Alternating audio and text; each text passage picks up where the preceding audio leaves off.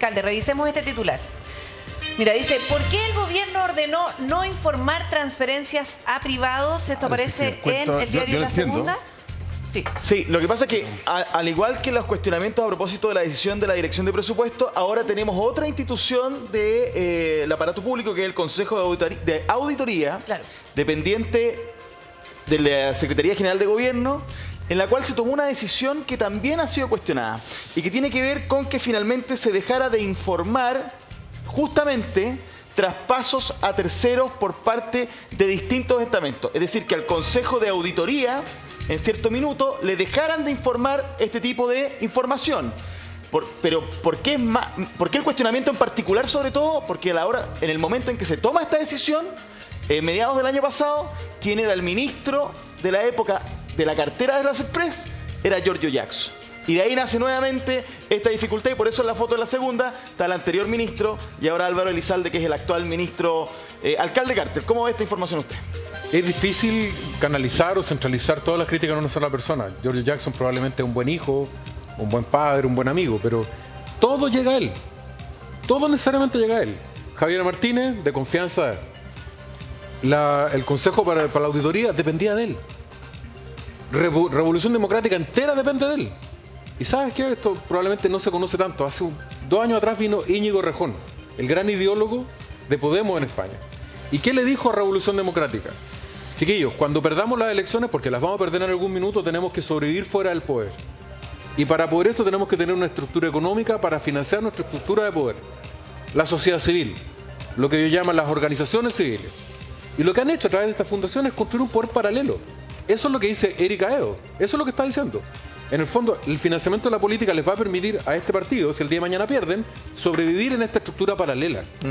Entonces, ¿usted cree que esa es la razón por la que se dejaron de informar lo que pasa es que podemos especular mucho, pero ahí están las palabras de Íñigo Errejón, ahí está el seminario de Revolución Democrática y ahí está Giorgio Jackson. Giorgio Jackson sigue esa escuela de vamos a perder el gobierno, pero jamás perderemos el poder. Vamos a construir un poder paralelo desde afuera, desde los territorios, desde las organizaciones comunitarias. Ellos financian esto de esta forma. Por eso yo creo que más allá de los calzones de esta señora, lo que ellos buscan es crear un aparato paralelo, de modo tal que les permita sobrevivir en el futuro. Errejón se los dijo con toda claridad. Sí, pero al margen de ese caballero, porque la verdad de las cosas, no todos estamos al día de quién es y qué quiere, sino más bien usted dice poder paralelo. ¿Qué significa eso de poder paralelo? Es decir, que en el futuro si salen del gobierno no van a tener plata, no van a tener contactos y por lo tanto a través de fundaciones y mecanismos rápidos de entrega de plata sobrevivimos. ¿Eso quiere decir usted? Efectivamente, no todo el mundo lo sabe, pero la obligación de un programa como este y nosotros también cuando tenemos opinión es transmitir esta información que probablemente la mayor parte de la opinión pública no la tiene. Los políticos, todos, estamos influenciados por ideologías de distinta naturaleza. En el caso del Frente Amplio, Podemos es su hermano mayor en España. Y Podemos les enseñó lo que ellos han aplicado en España para resistir cuando se pierde el gobierno. Le dijo, mire, ¿qué le pasó al mundo de Kirchner cuando ganó Macri? Se quedaron sin pan ni pedazo.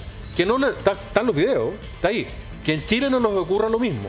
Refúgiense en los territorios y en las organizaciones sociales.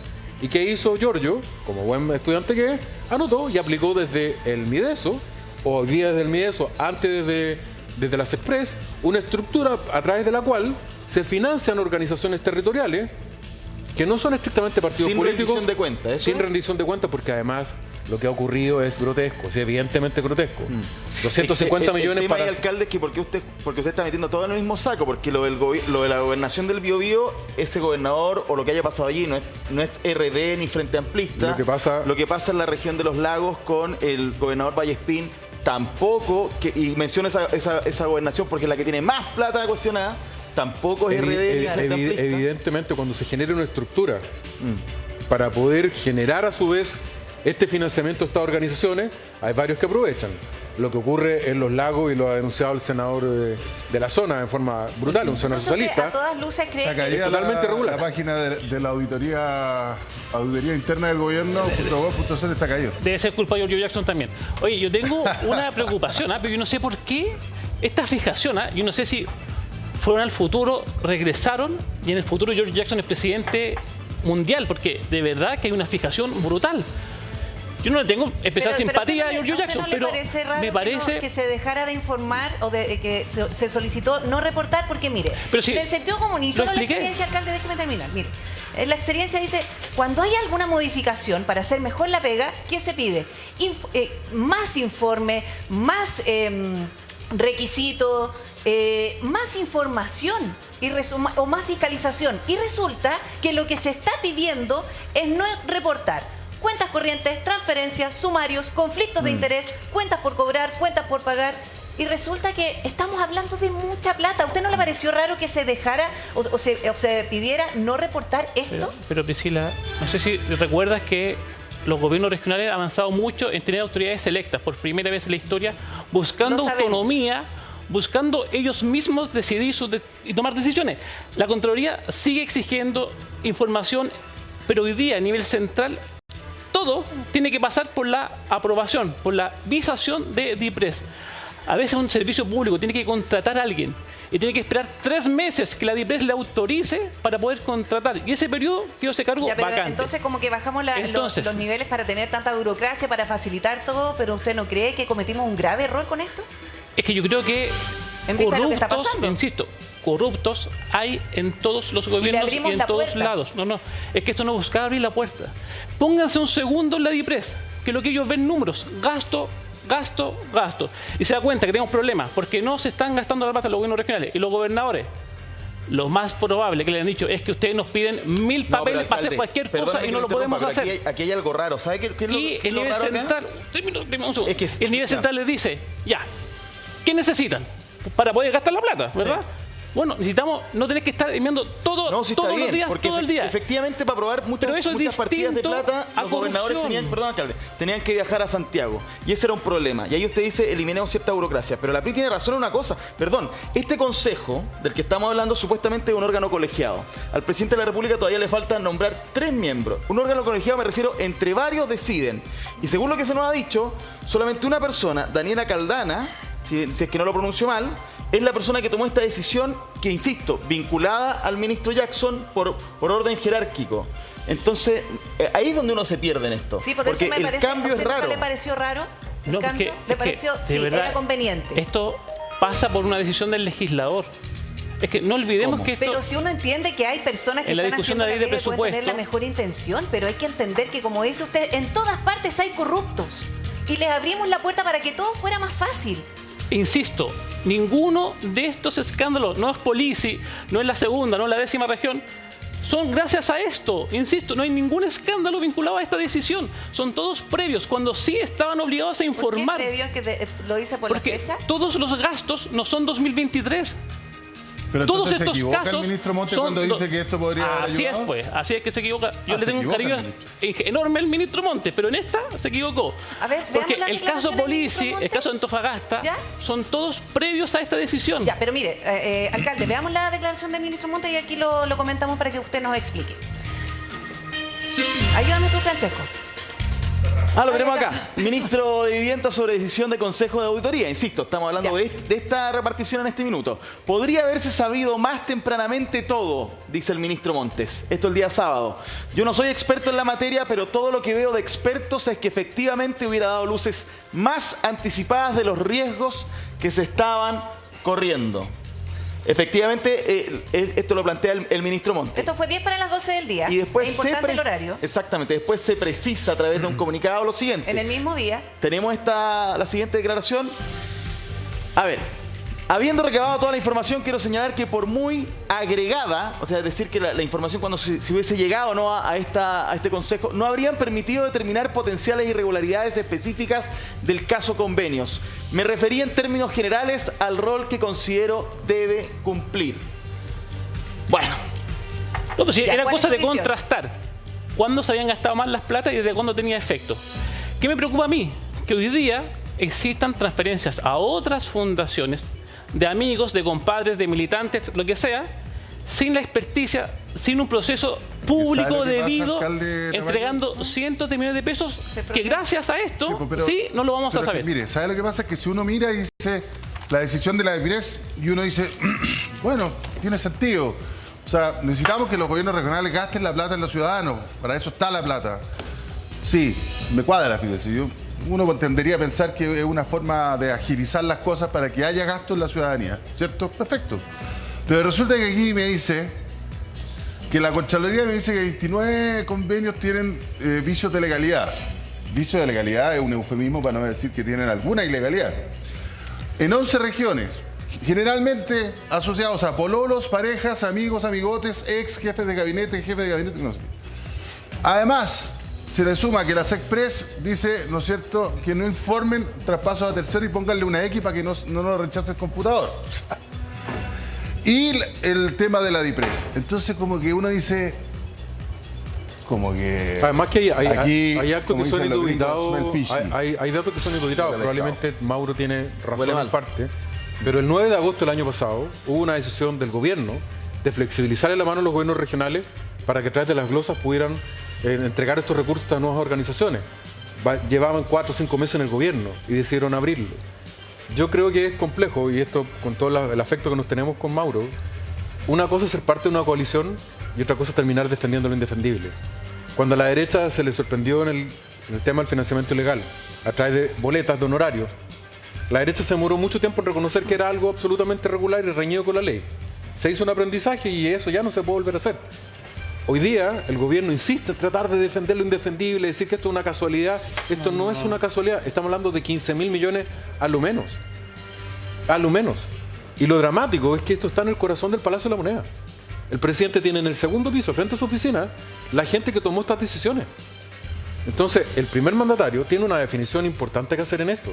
O sea, pasan los días y nos seguimos enterando de una detrás de otra. Lo que dice Francesco es verdad. O sea, no solamente hay gente de RD, hay personas que estaban vinculadas a la ADC o en el pasado a la democracia cristiana. Se generó un programa de desviación de recursos para fines que no están de acuerdo a lo que fueron señalados. Pero, de nuevo, o sea, empatar moralmente. No. O tratar de tapar el sol con un dedo le hace daño a todo el sistema. No. ¿Pero usted cree que finalmente, en el corazón de la moneda se tomó una decisión errada o una decisión con un fin o sea, yo creo objetivamente, y en eso tenemos una diferencia con Mauro, yo no tengo ninguna explicación, ni creo que un mal ministro, Giorgio Jackson, y por esto, en cualquier gobierno se habría ido hace meses. Probablemente no se va porque tiene una relación de mucha estrechez afectiva con el presidente de la República, son muy amigos, igual con Camila Vallejo, construyeron su camino juntos, y debe costar desvincularlo, sin duda. Pero a lo que está llegando hoy día ya, y el daño que está generando el gobierno y el sistema completo, un señor que está vinculado a todos los personajes que hemos visto, todos. El Diego Ancalao, detenido en el sur, amigo Giorgio Jackson.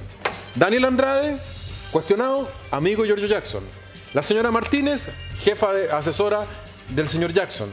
La decisión de rebajar los requisitos a la ONG, ¿quién era el ministro? Giorgio Jackson. Pero usted está diciendo que todos los caminos llevan a Giorgio Jackson. Porque, mire, lo que pasa es que ¿a qué tiene que ver con esto? Es una forma de ejercer el poder. No me estoy refiriendo a que se haya llevado la plata para la casa. Eso es otra historia. Eso lo tendrá que determinar un fiscal. Es una forma de usar el poder para fortalecer una estructura política que en este caso concreto es Revolución Democrática. Esa es la forma en la cual ellos actúan. Tiene que ver con el financiamiento de la política. Y tiene que ver con que vamos a perder las elecciones, pero no perderemos jamás el poder. Ya, oye, miren, yo creo que efectivamente el presidente ha sido sumamente claro en torno a señalar con toda la letra que esto es corrupción, al igual que el ministro Cordero, y buscando tomar medidas para contener esto. O sea, me parece que eso no puede ser que pensemos que el gobierno o el presidente está en silencio, pensando o justificando. Uno. Dos, ¿qué tenemos que hacer? O sea, ¿cómo resolvemos esto? Nosotros como municipalidad, en Cerro Navia, somos, al igual que la Florida y otras comunas, autónomos. No debemos pasar por el trámite de toma razón de la Contraloría. Y eso es un riesgo gigantesco. Pero si pasa lo mismo con los gobiernos regionales. Porque muchas veces se hacen trajes a la medida para una u otra empresa. ¿Qué hemos hecho nosotros? Firmamos un convenio con la Contraloría y nuestros contratos, los principales contratos, pasan por revisión de los contratos. Nos demoramos mucho más. Por cierto, somos más lentos, ¿sí?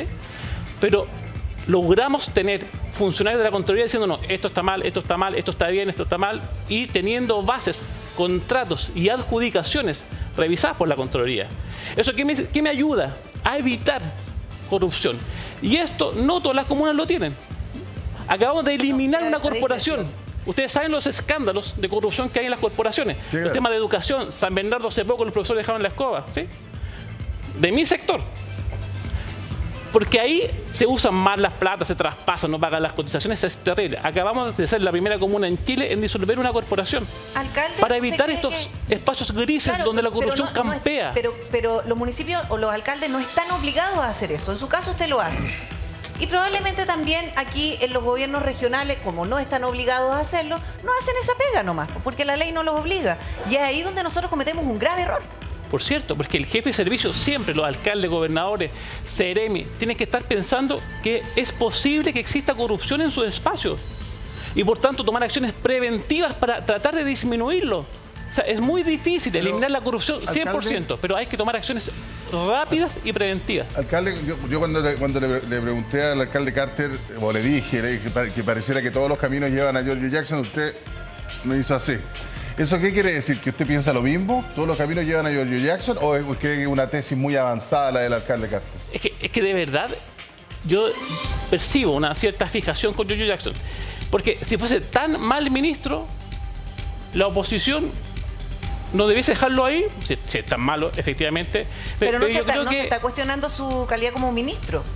No, sí, pues sí, por eso se pide que se salve. No en su gestión en el ministerio. No, se está cuestionando que él...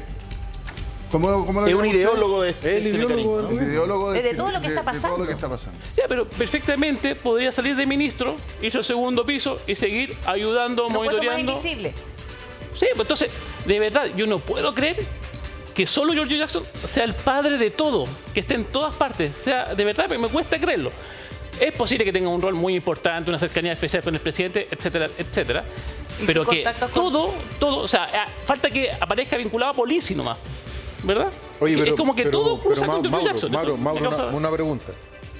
Cierra los ojos por un segundo. Piñera presidente, un ministro como este con Piñera, ¿estarías diciendo lo mismo? Lo habrían acusado 22 veces constitucionalmente, lo habrían destituido por mucho menos que esto. Hubo ministros de Estado como Harold Bayer que fueron destituidos por suposiciones.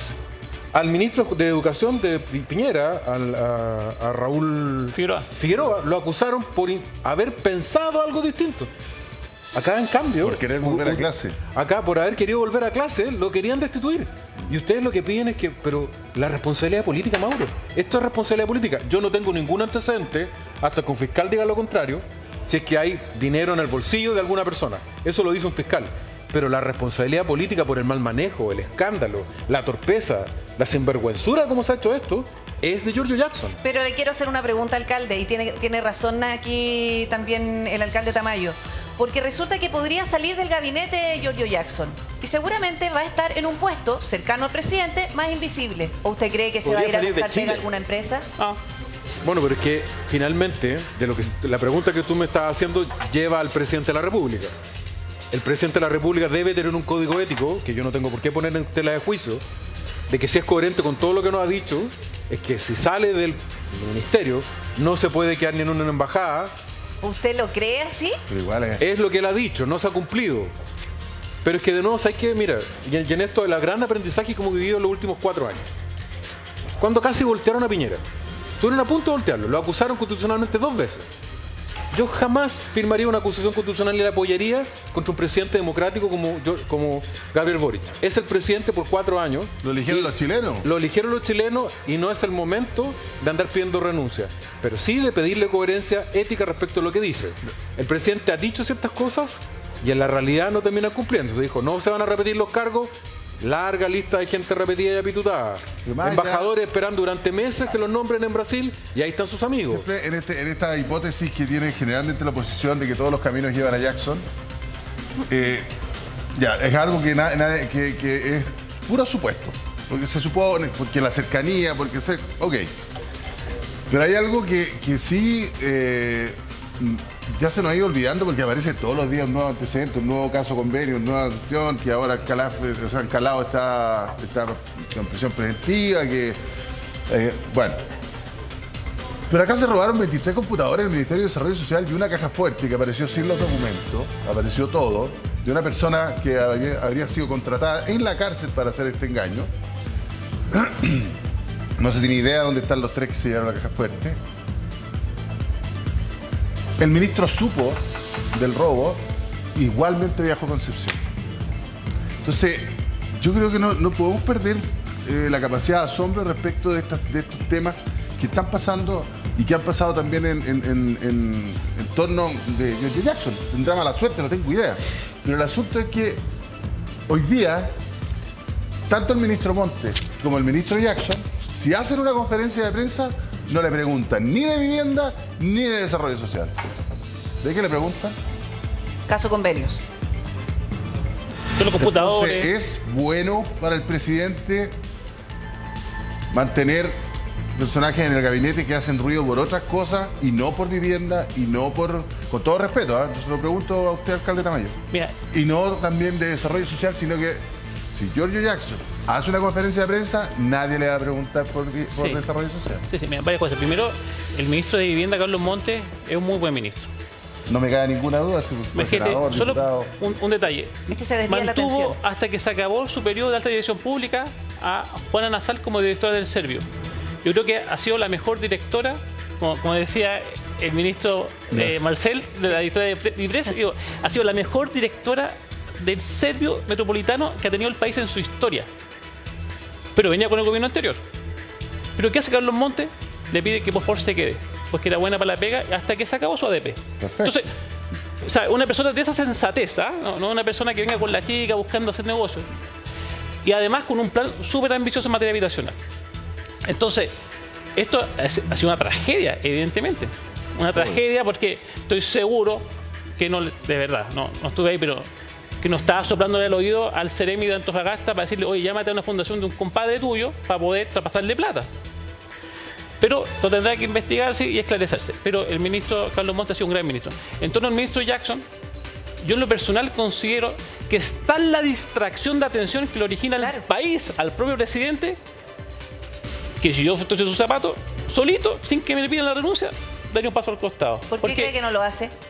Porque considera, y lo expresó, yo estoy transcribiéndolo o parafraseando lo que él dijo, que el proyecto global, proyecto nacional es más importante y no buscando permanecer como una persona en el cargo. Ya, pero y siente que contribuye, pero es tanto el desgaste, porque de verdad que es una fijación. Cuando uno dice, todos los caminos conducen a Giorgio Jackson. Es que eso no va a parar. Y claro, entonces, ¿yo qué siento? Que cuando la oposición está todos los días, en vez de decir buenos días, ¿te acuerdas que decía la DIPRES que decía no? Y dicen Giorgio Jackson.